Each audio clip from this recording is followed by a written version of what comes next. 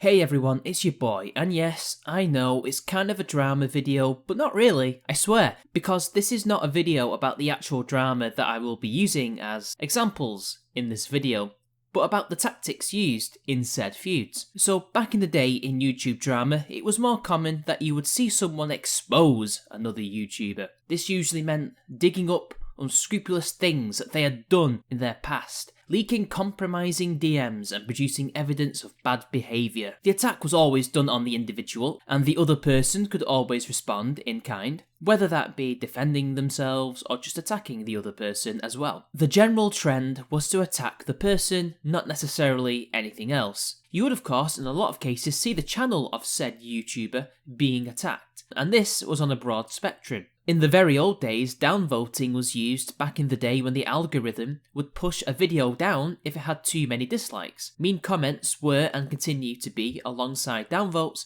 one of the many ways to attack a channel itself. But the worst was always flagging, particularly false flagging. Raiding is one thing, but false flag attacks to remove a channel was always considered the lowest tactic you could use. Because it wasn't just the fact you were abusing the DMCA, morally, it is a terrible thing to remove someone's channel because you got butthurt, and especially if it's their only source of income. Because then it's not just the individual, but potentially their family or anyone else that is also being affected. That was the YouTube of just a little over a week ago, but now things are different. Now there is a new tactic that creators are using to attack individuals, going after sponsorships. Perhaps it was always inevitable that this was going to be the case. We have had warning signs for a few years now. YouTube communities and channels being blamed for political, sociological and cultural issues by the mainstream media and left-wing activist groups has resulted in censorship across the board. In particular, the use of financial incentives and disincentives to stop people from making content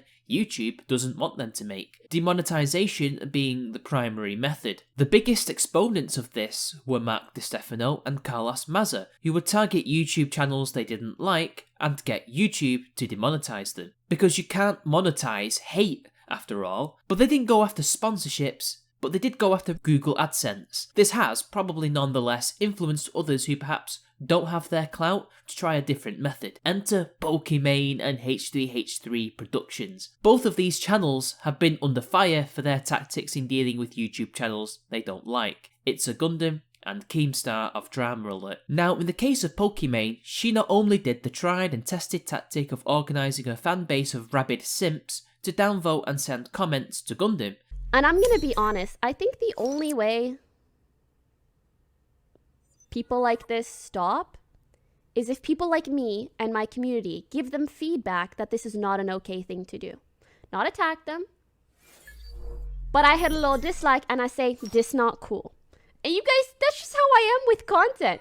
I love something, I say good one, and I hit it with a like. And if you think something is not okay and you want to see less of it, you also have to give feedback, because that's how YouTubers work. If they're not going to work off of morals, they're going to work off of dislikes and comments and whatever. And the only way for you guys to stop this, I'm going to be honest, is for you guys to go in their comment section. Don't harass them though. Okay, we're just going to nicely let them know that that's not okay. It's not harassment, but dislike bomb them and leave them a comment telling them that they're not as good as your Lord and Savior Pokimane. But she also went after Gundam's sponsors. She can't believe anyone would sponsor these shenanigans. Like, what? And I will say, for this company to sponsor a video that's literally 20 minutes of talking shit about me, you will never see. Dude, your website's so ass it won't even load. But if you ever reach out to me, if I ever see you in my inbox, on site. On fucking site. Like, no company should do that just about ever. Oh, is this a video where some random dude behind a VR machine calls a girl a thought for 20 minutes? Really want to put my logo on that one. The video Pokimane objected to was a video about a simp of hers who donated so much money to the extent that he became homeless. It's sad but totally worthy of mockery. This behaviour is ridiculous. This either went above Pokimani's head or she just ignored it, but she essentially took the jokes personally and attacked Gundam via his revenue streams, as if she was the one being attacked. If we are to believe Gundam, and I believe him when he says this, Pokimane was essentially responsible for him losing a deal with a gaming company who was going to sponsor him before all of this went down. And the sad thing is, I didn't walk away from this unscathed. I had a sponsorship kind of lined up with like a big video game company. Let's just say they're big enough that E3, they had their own press conference and special presentations.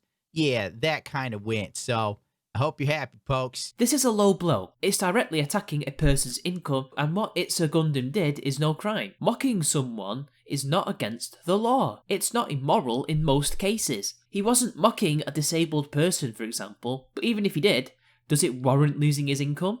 I don't think so.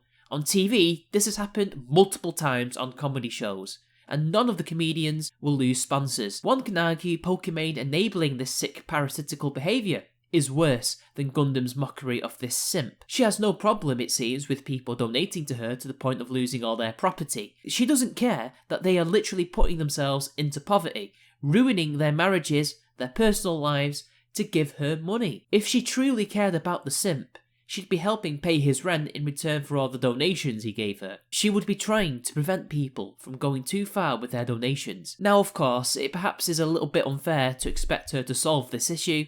I don't think anyone can, but she can at least tell her subscribers to calm down, to not harm themselves to help her. As someone who once had fan funding, some people find it difficult to let go and feel bad. They shouldn't feel that way, and sometimes they just need to be told that it's okay. But it will embolden others to save their money for a rainy. Now on to H3H3 and the Keemstar. Now this is also in light of the fact that H3H3 may also have connections in YouTube, and is using them to attack people and get videos removed, but this is another kind of tactic that I'm not going to be discussing in this video, unfortunately. Now, H3H3's attack is more insidious and premeditated in my opinion. Maybe Pokimane always had it in for Gundam, but from what I've seen, it was a butthurt emotional reaction from a Twitch thought. H3H3, however, particularly Ethan Klein, has had beef with Keemstar for years, which for sure influenced his decision to produce this video. But not only that, there may have been other factors that made him do so. His popularity and image were declining due to his antics on his podcast. He was coming across as egotistical, he was acting like an authority on subjects he clearly didn't understand, he was sanctimonious, preachy, and the content in general was of lower quality. Not only that, people missed the content he used to produce,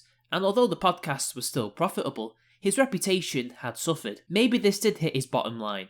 Diesel Patches suggested as such in his video on H3H3. It doesn't matter if he was making more or less money, but this drama is manufactured and designed to mess with Keemstar. It could have been to destroy Keemstar purely for petty malicious reasons or just for clout. Again, doesn't matter. But Ethan clearly decides to go beyond the personal and into Keemstar's revenue to try and destroy him. All of the information H3H3 exposed was nothing new. But that was never the point. The point was to make him lose his sponsors, to ruin him financially, ruin what little good reputation he had left, if there was any. But one could say Keemstar has probably made so much money that he doesn't need to work again anyway. But perhaps that doesn't matter either. The fact that Ethan can go after and get rid of his sponsors is perhaps the reason. It still doesn't make it any less disgusting and messed up.